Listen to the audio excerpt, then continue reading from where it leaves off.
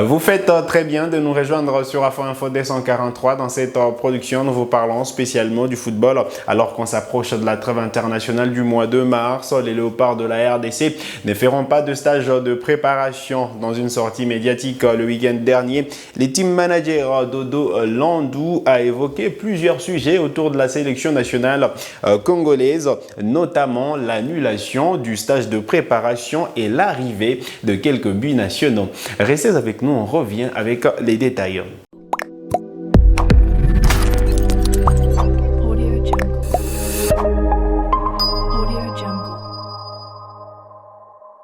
Allez, très content de vous retrouver sur Afro Info D143 alors que la trêve internationale du mois de mars est prévue du 18 au 26 mars 2024. Les Léopards de la RDC ne mettront pas à profit ces temps pour peaufiner la préparation en prévision des éliminatoires de la Coupe du Monde de la FIFA 2026 qui se poursuivent en juin prochain. La RDC jouera les Sénégal et les Togo à l'occasion de troisième et quatrième journée des éliminatoires du mondial de la FIFA 2026. Alors, exempté du tour préliminaire de la CAN 2025, la RDC ne sera pas active dans cette fenêtre FIFA qui est prévue, je le rappelle, du 18 au 26 mars 2024. Alors, pas de stage de préparation, moins encore de match de fixation. L'annonce est du team manager de la sélection nationale congolaise Dodo Landou dans une sortie médiatique le week-end dernier. Il a dit, et je cite, à la trêve internationale de mars, on prendra des nouveaux joueurs pour voir qui pourront intégrer la sélection. Un stage était prévu en Turquie pour réunir 28 nouveaux joueurs ainsi que quelques anciens qui sont en manque de temps de jeu en sélection.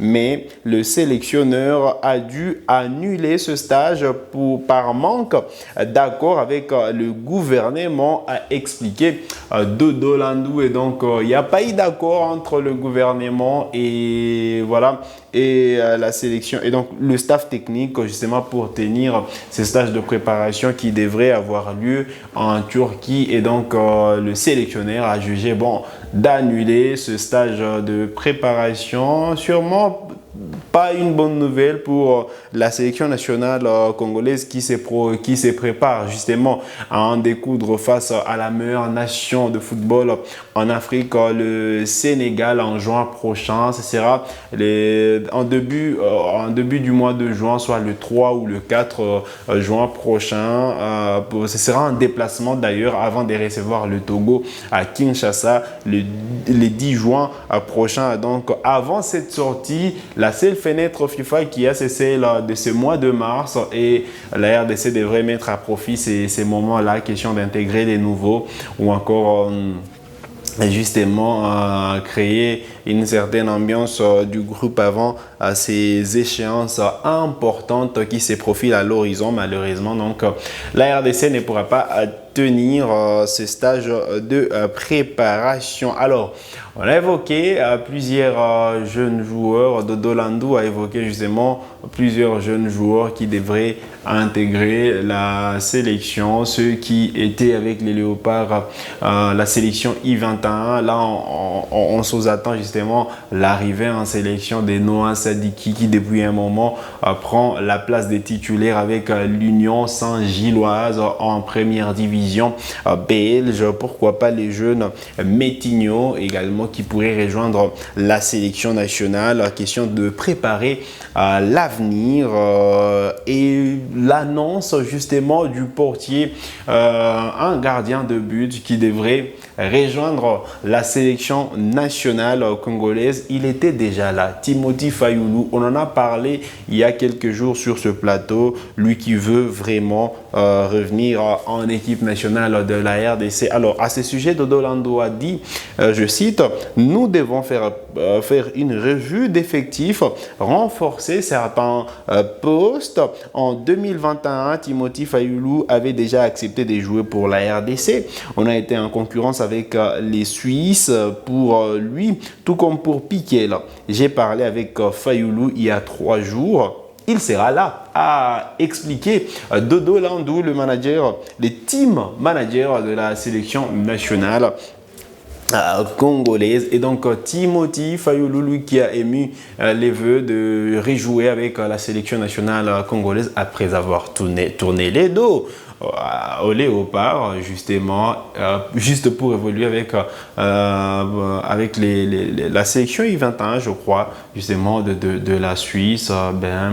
Voilà, lui, il veut revenir, lui qui est en deuxième division avec le FC Sion.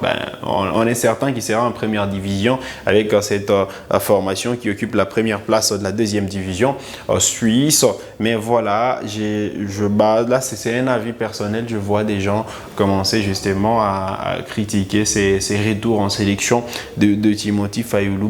Pour certains, c'est avec raison, mais moi, je ne conçois pas certains arguments parce que, à un moment, la désorganisation autour de la sélection nationale de la RDC faisait défaut et faisait à ce que certains joueurs ne puissent pas avoir le goût de venir en sélection. Il y a plusieurs joueurs qui ont essayé de tourner les dos à la sélection.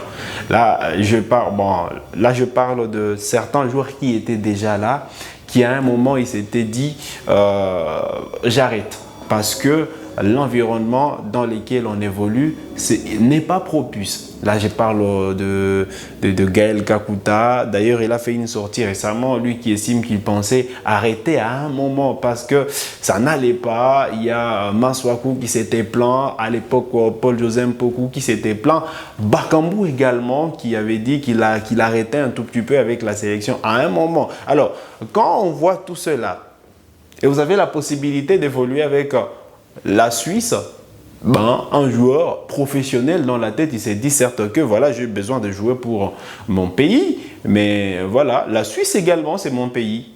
Et là, je pense pas qu'on devrait en vouloir à Timothy Fayulu parce qu'à l'époque, il avait estimé que le projet qu'on lui proposait avec la Suisse était meilleur que le projet que proposait la République démocratique du Congo. Moi, je pense qu'on ne devrait pas tourner les dos à un joueur qui veut vraiment revenir avec le cœur, qui veut vraiment jouer avec l'équipe nationale de la RDC. Il ne faut pas oublier qu'on est en difficulté à ces postes de gardien de but. De quoi dire que Timothy Fayulu sera vraiment important avec les Léopards de la RDC. C'est certes qu'à l'époque, ce qui fait mal, il avait tourné les dos à la sélection nationale de la RDC au moment où on avait le plus besoin de lui.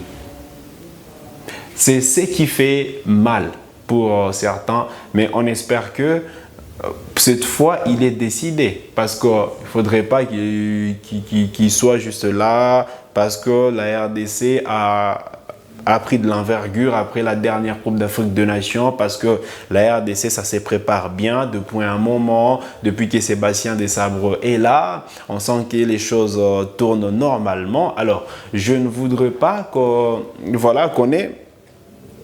qu'on établisse cette barrière-là. Il y a plusieurs joueurs qui ont déjà refusé de jouer pour la sélection nationale, qui ont vraiment dit non à l'équipe nationale de la RDC. Là, j'évoque le cas de Aaron Van Bissaka qui, justement, ne s'est pas encore prononcé s'il veut jouer pour la RDC ou pas. À 25 ans ou 26 ans, on ne saura pas l'en vouloir parce qu'il estime que le projet qu'on lui propose en RDC n'est pas propice. Au moment où il va estimer que ces projets-là lui convient bien, il peut rejoindre. On ne peut pas forcer quelqu'un de venir en sélection. C'était même d'ailleurs la philosophie des Sabres quand il arrivait à la tête de la sélection nationale de la RDC. On ne force personne pour venir jouer. On ne doit pas forcer un joueur et lui dire tu es Congolais, tu es obligé de venir jouer pour nous. Donc, il faut laisser le temps aux joueurs qui puissent se décider. Et du moment que sportivement, on a besoin de ces joueurs-là, ils peuvent venir. Parce que la sélection ne se constitue que de meilleurs du moment.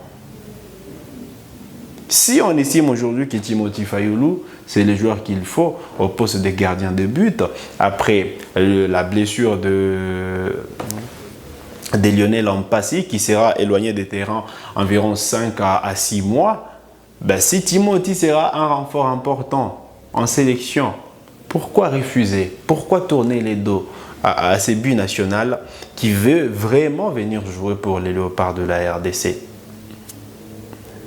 Alors, il y a une mauvaise posture qui commence à s'installer ou du moins une mauvaise pensée qui commence à s'installer dans les chefs des supporters congolais. On pense qu'on est déjà arrivé.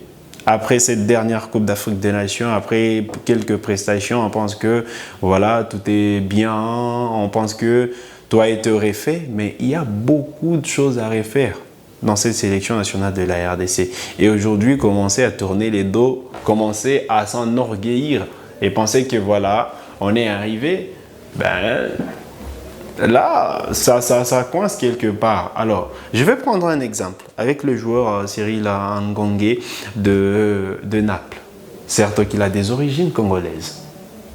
Il est de père congolais, d'une mère marocaine, mais des nationalités belges, parce qu'il a grandi en Belgique.